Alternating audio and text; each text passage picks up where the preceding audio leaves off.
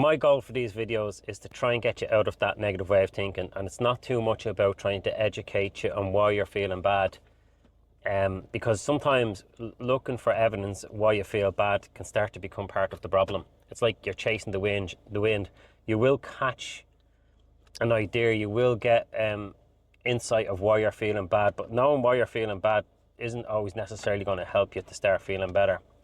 So I'm going to share these videos with you and get you out of the shiny object syndrome. It's looking for evidence of why you should be feeling bad. Now, if you do this, your life will become more simple and less complicated. Even though there's stuff outside that might be bad that's happening in your life, the world outside can be toxic, and there can be lots of problems going on in your life, but it doesn't necessarily always mean that you have to feel bad inside about what's happening outside. So the idea of this is to get you to be able to change how you feel on purpose yourself, and to be able to change how you feel by doing less. And I know it sounds a bit weird, but watch my videos, because you're going to be scrolling through these videos and you're going to keep coming across me kind of giving the same kind of message all of the time. Is that I'm going to get you to start to think about doing simple things, going back to that simple way of thinking, and uncomplicating your life, if you want to look at it like that. So the videos are going to be insightful, and you mightn't get an aha moment out of just one of them. You might have to watch a few of the videos, and you'll start to see patterns to my way of thinking, because I'm actually applying this to my life myself. And I'm always observing myself of how I'm able to stay stable in all of this uncertainty, because there is lots of things happening outside in life in general.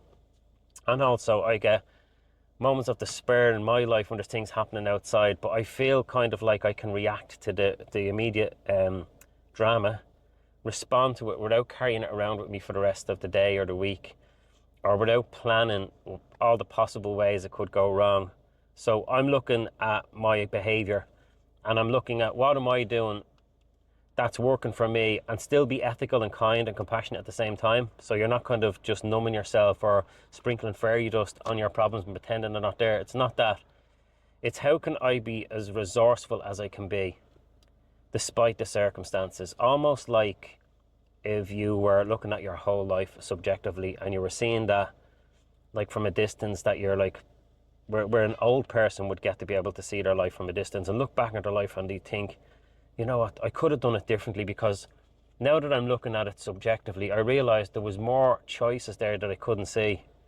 And they kind of think I'd go back and I'd still be able to have the problem, but I wouldn't take it so seriously because I would know that it's going to come and go, and that's called subjective thinking.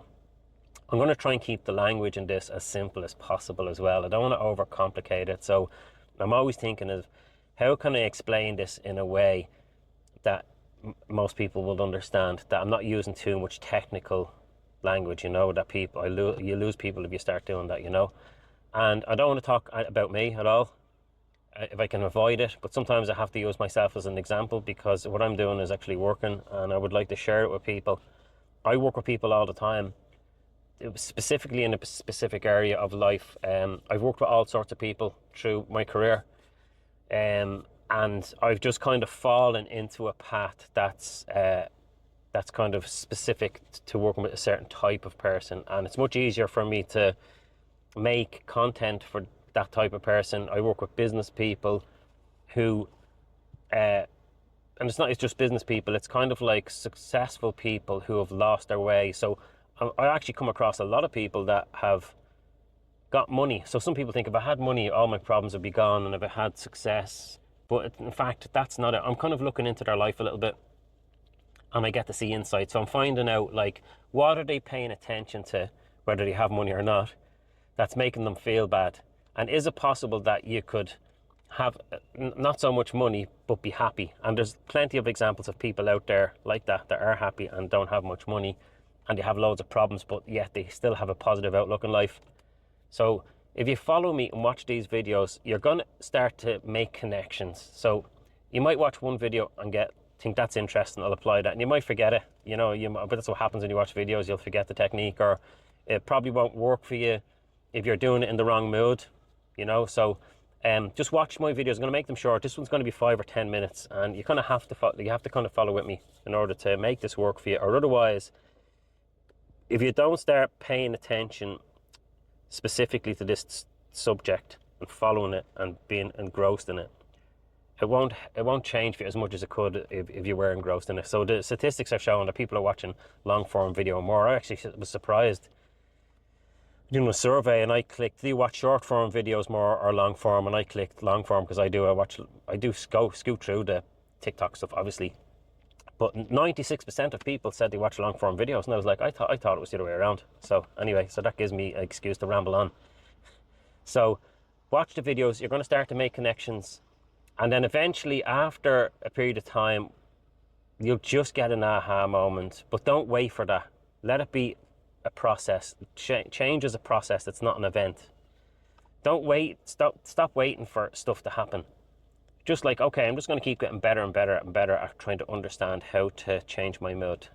When you change your mood, you change your reality, because reality is assembled differently based on whatever mood you're in. So if you're in a frustrated mood, is that the optimal state to make decisions in? Not really. So it would be better to think, how can I change my mood, and then make a decision, because the decision that you're going to make in a frustrated mood is going to be different than one if you were in a calm state.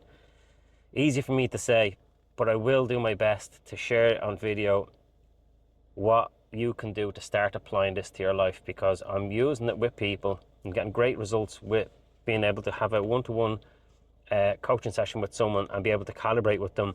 And what my mind is doing now, it's picking up patterns to things. I see an awful lot of patterns in people speaking the same way. People that have problems and suffer with their mental health speak the exact same, nearly the exact same way, not the exact same way, but they have the same patterns to their thinking. And I spot it. So I was thinking, I'm going to do videos on this, and I'm just going to put them out there.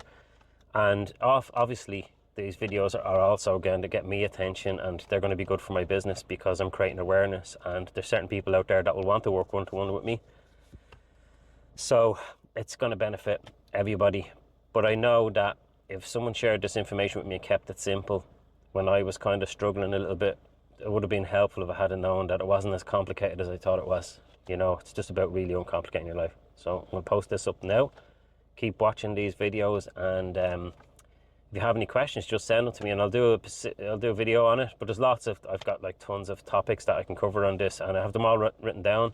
I'm just going to keep making videos on it, and hopefully these videos help. As I say, I'm here to help you to start to learn to change how you feel, not change your circumstances. I can't do that. I would love to be able to help people with their circumstances, but unfortunately, your quality of your attention defines your quality of life, not the circumstances. It's what you pay attention to and the meaning that you make inside yourself about what's happening outside. That's what's going to give you a good quality life or a tormented quality of life. Thanks for watching. I'm Paul Campbell, and I'll see you in the next. Well, I won't see you in the next video. You'll see me in the next video. You're probably going to keep seeing me as you're scrolling down and going, this guy's everywhere, because I'm going to just keep doing videos. And eventually, it will make the world a little bit better than it was when I came into it. So thanks for watching.